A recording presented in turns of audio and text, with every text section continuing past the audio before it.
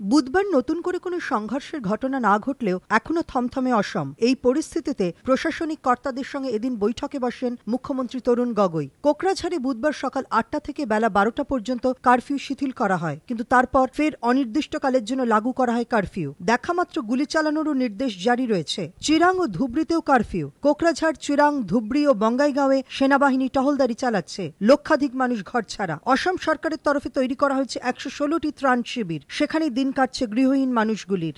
গোষ্ঠী সংঘর্ষের জেরে গত দুদিনে গোটা দেশের সঙ্গে অসমের রেল যোগাযোগ কার্যত বিচ্ছিন্ন হয়ে পড়ে। তবে বুধবার থেকে ফের সচল হয়েছে রেলপথ। ট্রেন চলাচল পুরোপুরি স্বাভাবিক না হলেও এদিন দুপুর থেকে ফের গুয়াহাটিগামী ট্রেন চলাচল শুরু হয়। দুপুর 2:45 আলিপুরদুয়ার জংশন ছেড়ে যায় সম্পর্ক ক্রান্তি এক্সপ্রেস। 3:30 নাগাদ নিউ কোচবিহার থেকে ছাড়ে রাজধানী এক্সপ্রেস। রেল পরিষেবা বিপর্যস্ত হয়ে পড়ায় গত সোমবার থেকে বিভিন্ন স্টেশনে অন্তত 30,000 যাত্রী আটকে পড়েন। বিভিন্ন জায়গায় এখনো আটকে আছেন কয়েক হাজার যাত্রী।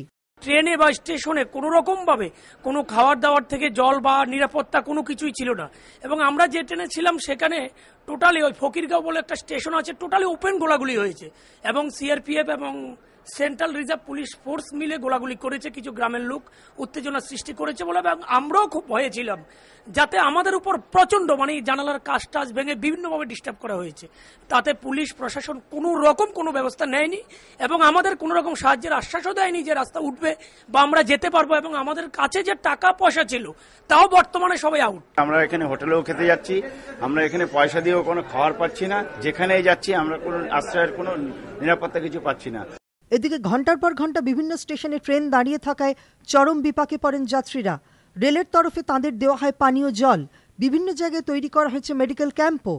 কেন্দ্রীয় স্বরাষ্ট্র সচিব আর.কে সিংহ জানিয়েছেন, আরও বেশি সংখ্যায় সেনা মোতায়েন করা হয়েছে অসমে। পরিস্থিতি এখন নিয়ন্ত্রণে। প্রকাশ সিংহের রিপোর্ট, এবিপি আনন্দ, কোকরাঝাড়।